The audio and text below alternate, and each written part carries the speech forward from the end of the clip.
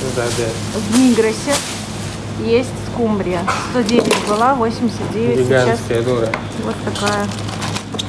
Называется на турецком паламут. Не потрошенная. Берем. Потом покажем вам, что там внутри. Может еще рыба будет одна целая. Есть перчатки даже. Взяли, в общем, 2 скумбрии в Мигросе. Помыли. Жабры чистенькие. Все как положено. Сейчас будем ее распотрошить и что-то будем с ней делать. Вот такая, конечно, тушка. Сейчас будет в фольгу. Тушка смотрите, не берушка. какая она большая. Мясистая.